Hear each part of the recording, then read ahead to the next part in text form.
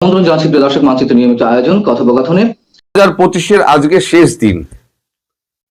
2025 নানান উত্থান পতনের মধ্যে দিয়ে ভারত বাংলাদেশ সম্পর্ক গিয়েছে। আগামীকাল নতুন বছর পড়বে। নতুন বছরের আগাম শুভেচ্ছা আপনাদের আমি জানিয়ে রাখি।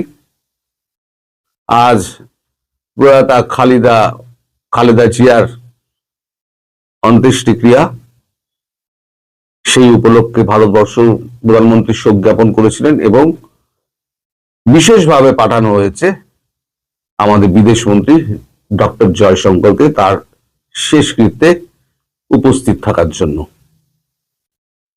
আমি যখন খবর করতে বসছি এই দুটোর সময়, তখনও পর্যন্ত যতটুকু খবর আমি পেয়েছি তাতে ডক্টর জয়শঙ্কর কুর্মিটোলা এয়ারপোর্টে নেমেছেন এবং সেখানে তাকে যথাযোগ্য সম্মানের সঙ্গে বাংলাদেশে বর্তমান যে সরকার আছে তার পররাষ্ট্র উপদেষ্টা তৌহিদ হোসেন এবং পররাষ্ট্র মন্ত্রণালয়ের যে সমস্ত উচ্চপদস্থ কর্তা ব্যক্তিরা আছেন এবং তারেক রহমান এবং তার সঙ্গী সাথীরা তাকে ওখানে অভ্যর্থনা জানান। ওখান থেকে তিনি সমাধিস্থলে উদ্দেশ্যে যান। এখন ওখানে প্রায় আলাদাভাবে 10 মিনিট তারেক জিয়ার সঙ্গে জয়শঙ্করজির কথা হয় ওই এয়ারপোর্টে। এখন ভারত কেন জয়শঙ্করজিকে পাঠালো? এখন জয়শঙ্করজিকে পাঠানোর পেছনে একটা অনেক বড় কারণ আছে। দেখুন, বাংলাদেশ কিন্তু আমাদের শত্রু নয়, বাংলাদেশবাসীও আমাদের শত্রু নয়। আমাদের শত্রু হচ্ছে এই জেহাদি ইউনূস এবং তার গ্যাং।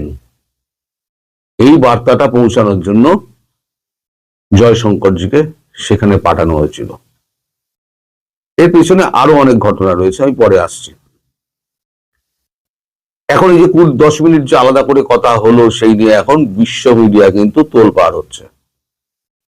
একটা জিনিস জানবেন যে ভারতবর্ষের মতো বৃহৎ গণতান্ত্রিক রাষ্ট্র, তার কূটনীতি বুঝতে গেলে আপনাদের অনেক পড়াশোনা করতে হবে, অনেক কিছু জানতে হবে, তবে আপনারা বুঝতে পারবেন যে ভারত কোন কূটনৈতিক পথে চলছে। আগামী দিনে বিশ্ব কোন দিকে যাচ্ছে, 2026 একটা অস্থির পরিস্থিতি বিশ্ব হয়ে যাবে। আমি পরে ব্যাখ্যায় আসছি কি হতে পারে। তো এই যে বাংলাদেশ সফরের মধ্যে দিয়ে তিনি এটা বোঝাতে চাইলেন তারেক জিয়াকে, যে তারেক রহমানকে, যে আপনাকে যে আমরা গ্রিন সিগন্যাল দিয়েছিলাম, এখনো আপনার পাশেই আমরা আছি। একটা সুস্থ বাংলাদেশ গড়ুন, একটা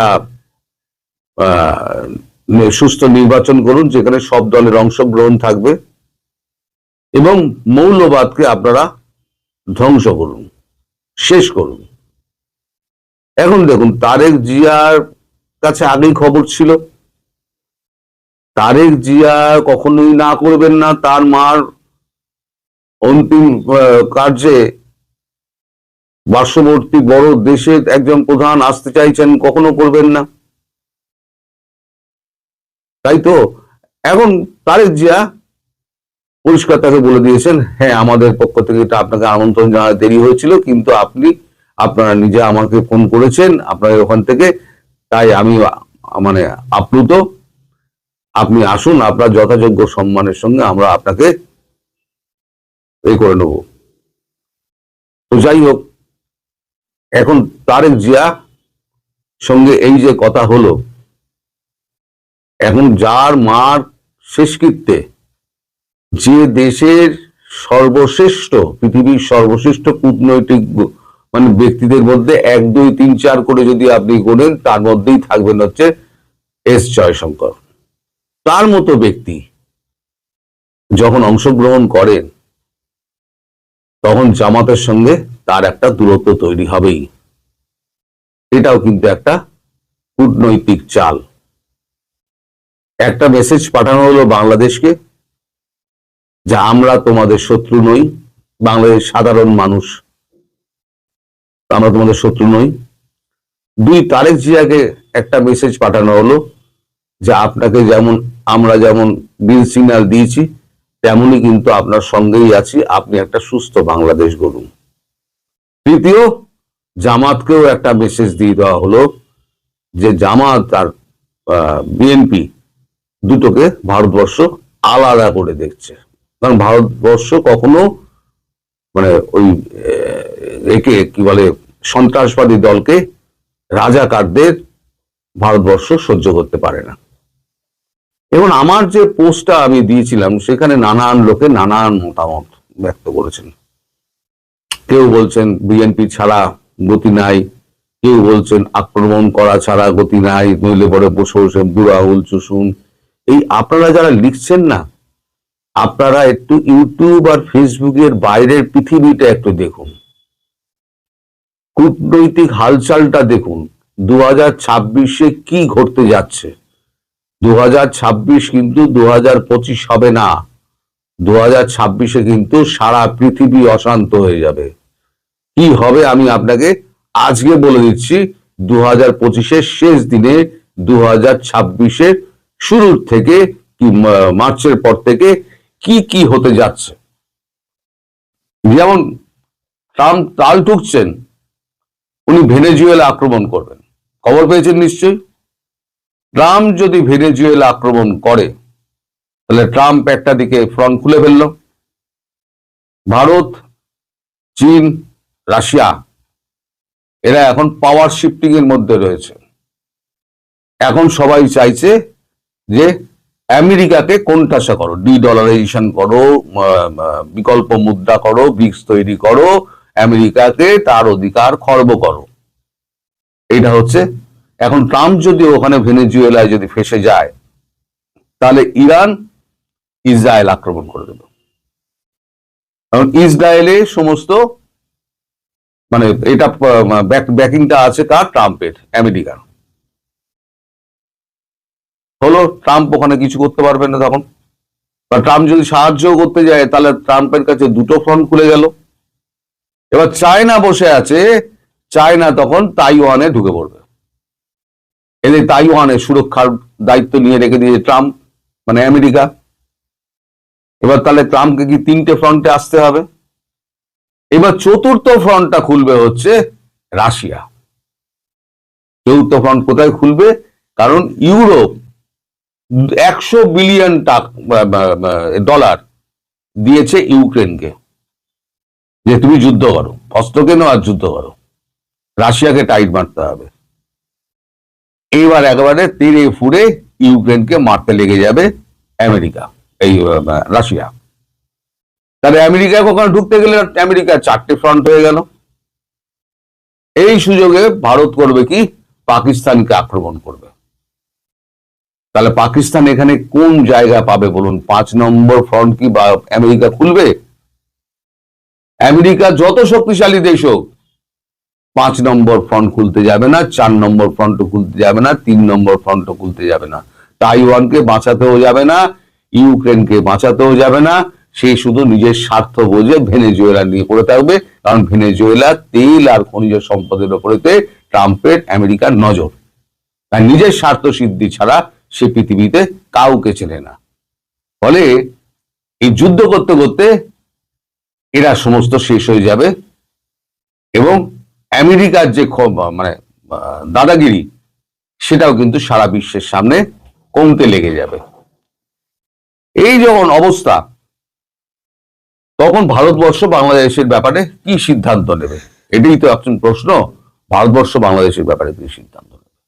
ভারত এই যে আপনাদের বাংলাদেশের রাষ্ট্রদূতকে হঠাৎ ফেরত পাঠানো হলো, মানে বাংলাদেশে আপনাদের মিডিয়া বলা হচ্ছে যে তাকে হঠাৎ ডেকে পাঠানো হলো কেন? আসলে ডেকে পাঠানো হয়নি।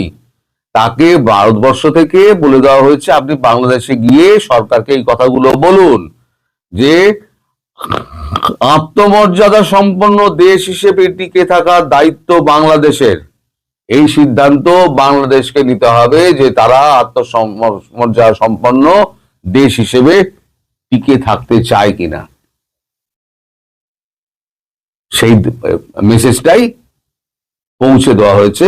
আমাদের বাংলাদেশের রাষ্ট্রদূত যিনি আছেন রিয়াজ হামিদুল্লাহ, তাকে ডেকে পাঠিয়ে এই কথাটি বলে তাকে বাংলাদেশে পাঠানো হয়েছে। আপনাদের সাথে উল্টোপাল্টা খবর হয়। এখন ইউনূস বহু চেষ্টা করেছে যে মোদী সাহেবের সঙ্গে এবং জয়শঙ্করজি দোভালজির সঙ্গে একটা বৈঠক করার। খলিলুরকে বহু চেষ্টা করেছে, খলিলুর পারেনি বলে খলিলুরকে অনেক কথা শুনিয়েছে। এইখানে উনি হাত পা জুড়ে লেগে পড়েছেন, চারদিকে দৌড়দৌড়ি করছেন, একটা যদি অ্যাপয়েন্টমেন্ট পাওয়া যায় ডক্টর জয়শঙ্করের সঙ্গে। আজকে একটা ভারতীয় হাই কমিশনে একটা অনুষ্ঠান আছে, সেখানে বিশিষ্ট ভারতীয়দের সঙ্গে মিলিত হবেন ডক্টর জয়শঙ্কর, এবং সেখানে একটা ভোজেরও আয়োজন আছে। সেখানে বিভিন্ন বাংলাদেশি নামী সাংবাদিকদেরও ডেকে পাঠানো হবে, নামী ব্যক্তিদেরও যেমন ডেকে পাঠানো হচ্ছে। তা সেখানেও অন্তত যাতে 5 মিনিটের জন্য কথা বলতে পারেন, তার জন্য এখন উঠে পড়ে লেগেছেন ডক্টর ইউনূস। এখন দেখা হবে কি হবে না, কথা হবে কি হবে না তা আমি জানি না, কিন্তু আমার যতদূর মনে হয় এই সন্ত্রাসবাদী ইউনূসের সঙ্গে ডক্টর জয়শঙ্কর হয়তো দেখা নাও করতে পারেন। আর যদি দেখা হয় তাহলে পরে তাকে তার ঔকাত সমঝে দেবে। আমাদের হিন্দিতে একটা কথা আছে, এই যে বলছেন না আপনারা, বলছেন এই ধমকে দিচ্ছে, এই ভারত নিয়ে নেবো, অমুক নিয়ে নেবো, 7 সিস্টার নিয়ে নেবো বলে খুব চেঁচামেচি করে। হিন্দিতে একটা কথা আছে, কুত্তা আপনা গলি মে শের হ্যায়। তোমার ঘরে ঢুকে আমাদের টপ কূটনীতিক ঘুরে আসছে, একেবারে 12 ঘন্টা কাটিয়ে আসছে, তোমরা কিছুই তোমাদের করার ক্ষমতা নেই। শের শের হতা হ্যায়, বাঘ যে বাঘই। বলেছি না ভারতের থেকে বড় গুন্ডা দক্ষিণ পূর্ব এশিয়ায় আর নেই। এই গুন্ডামি দেখাচ্ছে না, যেদিনকে গুন্ডামি দেখাবে সেদিনকে বুঝতে পারবেন যে কতটা জলে আছেন, কতটা ডাঙায় আছেন। হ্যালো, আসসালামু আলাইকুম চাচা। চাচা একটু অসময়ে ফোন করলাম চাচা। চাচা মনটা খুব খারাপ। কি জন্য খারাপ চাচা? ওই যে জেবু মানে ভাইয়ার যে বিড়াল, হ্যাঁ, লন্ডন থেকে বাংলাদেশে প্রবাসী হয়েছেন। চাচা ওই জেবুর যে জীবন চাচা, আমি 57 বছর না মানে 40 বছর মিডিয়ার সাথে চাচা, আমার কয়জন চিনে চাচা, খুব হতাশ। কি হয়েছে মানে জেবুরে তো সবাই চিনে চাচা। হ্যাঁ, বাংলাদেশের আনাচে কানাচে পত্র পত্রিকায় তার নিয়ে লেখালেখি, তার সাথে সেলফি তোলার যে জেবুর নাম সবাই জানে না, কিন্তু আমার নাম কয়জনে জানে চাচা? না, একটা বিড়ালের জীবনও পাইলাম না এত বছর। আমার 57 বছর বয়স চাচা। না কি হয়েছে মানে জেবু নামটা কিভাবে উৎপত্তি, মানে জিয়াউর রহমান, জাইমা রহমান, হ্যাঁ, জুবাইদা রহমান, তারেক জিয়া যদি বলি, বেগম খালেদা জিয়া, সাথে জেবু জাইমা জুবাইদা, হ্যাঁ, জেড দিয়ে সব, সেটার সাথে মিল রেখে জেবুর নামকরণ করা হয়েছে। এখন বলা হচ্ছে জেবুর রহমান। হ্যাঁ, না তো সে বাংলাদেশে এসে এসএসএফ এর নিরাপত্তা এসেছে। আমি কোথাও গেলে বা আমরা কোথাও গেলে আমরা কেউ নিরাপত্তা দেয় না। এটা তো তোমার স্বীকার করতেই হবে। হ্যাঁ, না, নামটা খুব আদরের হয়েছে চাচা, এখন জিয়া পরিবারের সাথে মিশে গেছে। এবং জেবুর যে ভবিষ্যৎ দেখতেছি, কি ভবিষ্যৎ মানে আগামীতে যদি তারেক রহমান সাহেব যদি প্রাইম মিনিস্টার হন, তাহলে জেবুর অবস্থানটা কোথায় যাবে? বাংলাদেশের যে ট্রেন্ড, মানে যে কোনো তদবির বা ব্যবসা বাণিজ্য সবকিছু জেবু হইয়াই তো যাইতে হইব। জেবুর সাথে যারা সেলফি আছে, এখন যারা সেলফি তুলবে তারা এন্ট্রান্স পাবে। আর সবার মধ্যে কি হলো চাচা, জেবুরে বিভিন্নভাবে সাজাচ্ছে, আদর যত্ন করছে, সুন্দর শাড়ি পরাচ্ছে, লিপস্টিক দিচ্ছে, মানে কপালে ফোঁটা দিচ্ছে। জেবুর সাজগোজ নিয়েও সবাই ব্যস্ত। মানে আমার অন্তর্জালা আরো বেড়ে যায় চাচা। মানে কি খোঁজ খবর, জেবু কোথায় যাচ্ছে, কি করছে, জেবুর এদেশে ভালো লাগছে কিনা, জেবুর বয়ফ্রেন্ড আছে কিনা। হ্যাঁ, কি বয়ফ্রেন্ডের বিষয়টা ইংল্যান্ড থেকে কাউকে নিয়ে আসলে ভালো হইতো। হ্যাঁ, এই জায়গাটা একটু সমস্যা হয়েছে। জেবুর একাকী জীবন, ধরেন রাতে ঘুমায়, হ্যাঁ, ধরো সবাই তো তখন আলাদা হয়ে যায়, জেবু তখন একা। হ্যাঁ, এখানে রাশিয়ান বংশোদ্ভূত, জেবু তো রাশিয়ান বংশোদ্ভূত, মানে রাশিয়ান বংশোদ্ভূত কোনো বয়ফ্রেন্ড যদি এখানে, হ্যাঁ, কি চাচা, জেবুকে একটা অনারারি সিটিজেনশিপ যদি ডক্টর ইউনূস সাহেব দেন তাহলে ভালো হবে। হ্যাঁ, সেটা একটা, তাহলে হ্যাঁ, সেটা কিন্তু ভালো প্রস্তাব আছে। তাহলে যেহেতু বাংলাদেশে সে আইসে পড়ছে, তাহলে আগামীতে নির্বাচন করতে হয় যদি, হ্যাঁ, তবে চাচা সিটিজেনশিপ দিলেই হইব না, এখানে এনআইডির একটা ব্যাপার আছে, এনআইডি করতে হইব, ছবি তুলতে হইব, নির্বাচন কমিশনে যাইতে হইব। হ্যাঁ হ্যাঁ হ্যাঁ, তবে জেবুর যে সম্মান, জেবুর যে ভালোবাসা পাইতেছে চাচা, মানে এখন আমাদের দেশের বিড়ালগুলো আবার খেপে গেছে।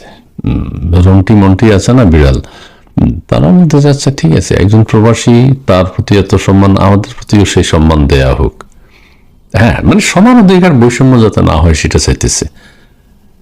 এখান আবার একটা জিনিস ছড়াই গেছে চাচা, পত্রিকায় আসছে মনে হয়, সেটা হলো জিবুর রহমান, জিবু ইয়েতে যাবে, কাটাবন যাবে।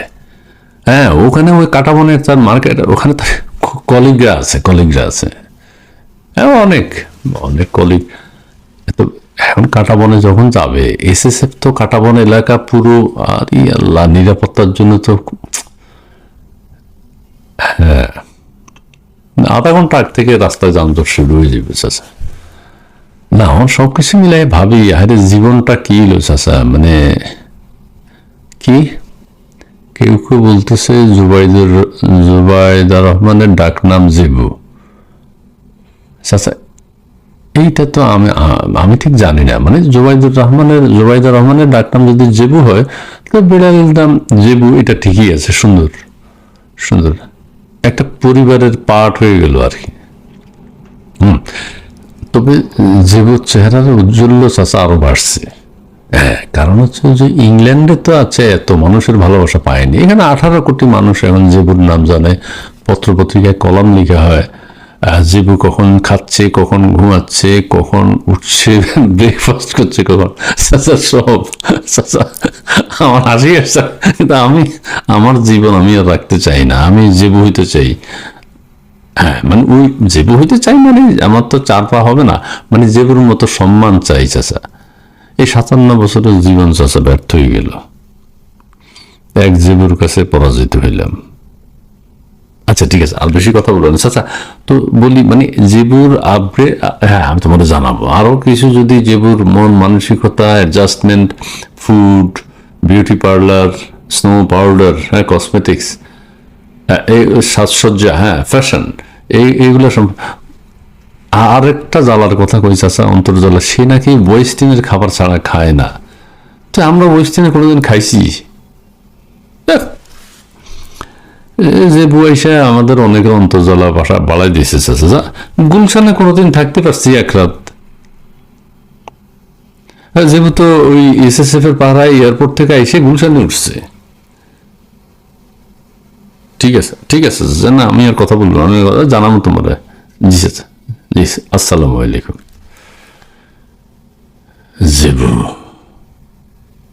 জিবুর রহমান।